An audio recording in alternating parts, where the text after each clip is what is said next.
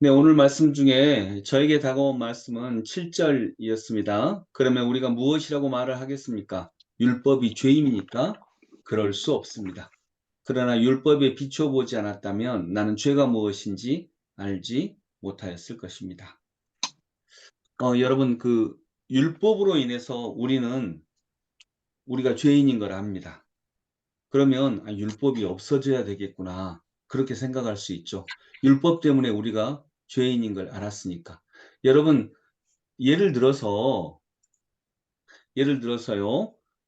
횡단보도로 사람이 건너지 않고 그냥 무단횡단을 했다면 무단횡단을 막는 법이 있어서 우리가 무단횡단을 하면 범법을 한 거죠. 그러니까 뭘 하라는 거죠? 그건 무단횡단을 하면 이것은 죄인입니다. 그러니까 뭐 벌금을 내는 거죠. 무단횡단하면 벌금 받습니다. 이것은 뭘 하지 말라는 거예요? 무단횡단을 하지 네, 말라. 무단횡단을 하지 말라는 거죠.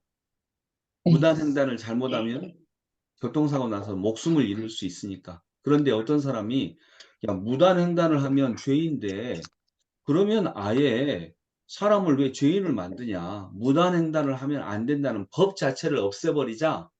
이렇게 주장할 수 있다는 것입니다. 율법 때문에 우리가 죄인이라고 하면 율법을 없애버리면 우리가 죄인 안 될 거 아니냐. 이제 이렇게 얘기하는 거죠.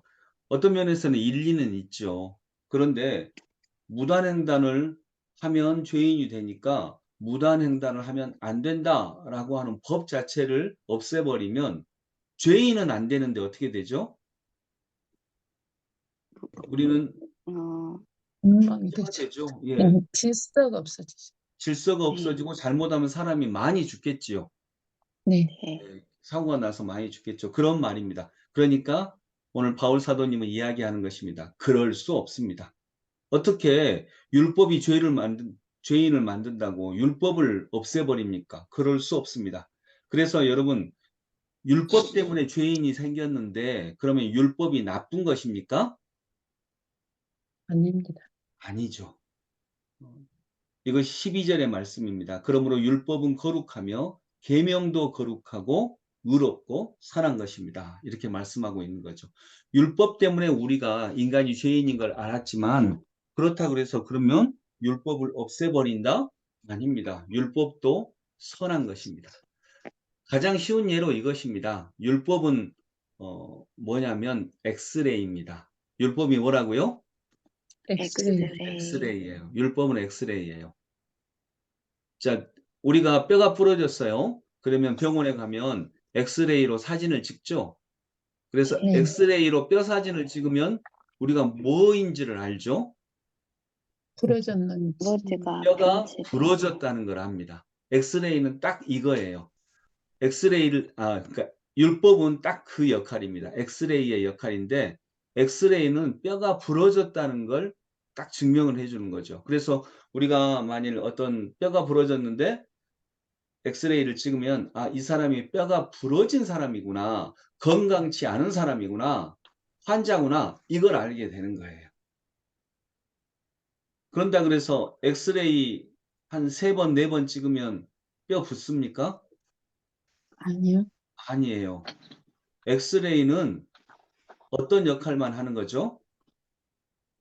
진단하고 이 사람이 뼈가 부러졌구나. 그 역할만 하는 거예요. 그러니까 율법은 어떤 역할을 하냐?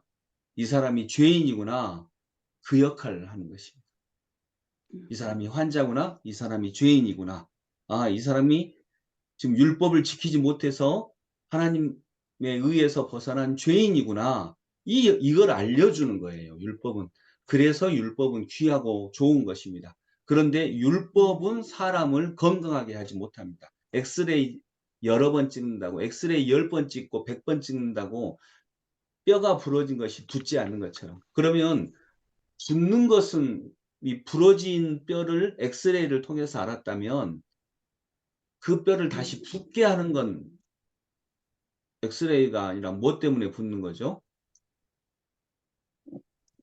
의료 기술. 네, 치료도 하고 여기 깁스도 되고 약도 먹고 그러니까 의사 선생님이나 내 자신이 부러진 내 팔이나 다리를 사랑으로 감싸주는 거죠.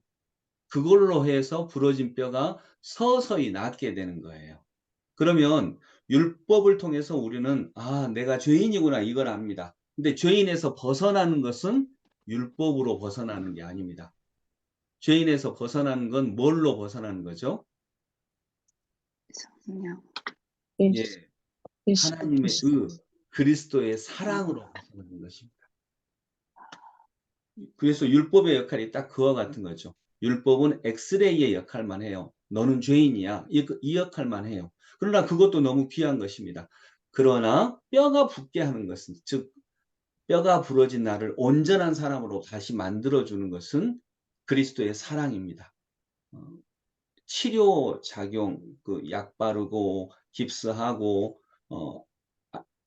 가서 그 무리하시면 안 됩니다. 편안하게 쉬셔야 됩니다. 또 감싸주고 안아주고 의사 선생님이 치료의 과정을 통해서 사랑으로 치료해 주는 것과 같은 역할은 예수 그리스도의 은혜와 사랑이 하는 것입니다.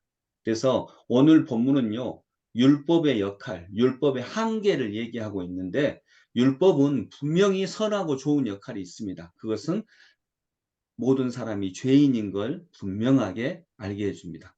율법을 우리가 지키지 못했다고 하는 것을 율법이 있어야 아니까요. 그런데 율법의 한계도 분명합니다. 율법은 인간이 죄인인 것을 분명히 드러내지만 그런 인간을 하나님의 자녀로, 하나님의 사랑 안으로 들어오게 하지는 못합니다. 하나님의 사랑으로 들어오게 하는 것은 예수 그리스도의 십자가의 사랑과 은혜입니다. 그래서 두 역할이 분명히 있다는 거죠. 다른 역할이 있다는 것입니다. 그러나 더 소중한 건 뭐예요? 그리스도의 사랑. 그리스도의 사랑과 은혜, 즉 하나님의 의라고 하는 것입니다. 이것이 더 본질적으로 귀한 역할입니다. 말씀을 정리하면서 오늘은 율법의 역할과 율법의 한계에 대해서 배웠습니다. 엑스레이, 엑스레이 예를 드는 게 이제 가장 쉽죠. 네, 율법은 엑스레이입니다. 너는 지금 뼈가 부러졌어. 너는 죄인이야. 이 역할을 분명하게 율법은 우리에게 알려줍니다. 그러나 율법이 우리를 다시 온전케 하지는 못합니다. 온전케 하는 것은 예수 그리스도의 십자가의 은혜와 사랑. 그래서 우리는 이걸 통해서 다시 뼈가 부러진 약한 사람에서 건강한 사람으로 다시 회복시켜주는 역할은 율법이 아니고 예수 그리스도의 사랑으로 우리가 온전해지는 것입니다. 바로 그렇게 역할이 다릅니다. 그래서 율법도 선한 것입니다. 우리는 율법을 통해서 내가 죄인인 걸 알지만 율법도 귀하고 선한 것입니다. 그러나 더 본질적인 것은 그리스도의 사랑입니다. 이런 기독교의 진리를 잘 깨닫고 오늘도 율법이 되시는 말씀에서 벗어나지 않고 또한 그리스도의 사랑을 온전히 증거하는 그 말씀을 꼭 붙잡아 오늘도 사랑 안에서 하나님의 자녀로 복되게 살아가는 저희들이 되기를 소망합니다. 기도하겠습니다. 아버지 하나님, 율법은 우리가 죄인인 것을 말하고 있습니다. 너는 죄인이야 라고 고발하고 있습니다. 그러나 그러면 율법을 없애버려야 되겠다 이렇게 얘기하면 아마도 우리가 뼈가 부러진 사람이라는 것, 그리스도의 사랑을 간절히 원하고 있는 사람이라는 것을 절대 알지 못할 것입니다. 율법은 복되고 선한 것입니다. 율법이 있어야 사람이 죄인인 것, 즉 그리스도가 우리에게 절실히 필요한 것을 알게 됩니다. 그리고 그리스도를 우리 삶으로 불러들여서 주인으로 모시고 그리스도의 말씀에 순종하면서 우리는 죄인에서 벗어나 하나님의 백성으로 살아갈 수 있게 됨을 믿습니다. 주님, 율법도 분명히 역할이 있습니다. 그러나 더 본질적으로 귀한 역할은 예수 그리스도의 십자가의 은혜와 사랑입니다. 오늘도 그 은혜와 사랑에 의지하며 하나님의 백성으로 살아가는 저희들이 되게 하여 주옵소서. 예수 그리스도 이름으로 기도드립니다. 아멘.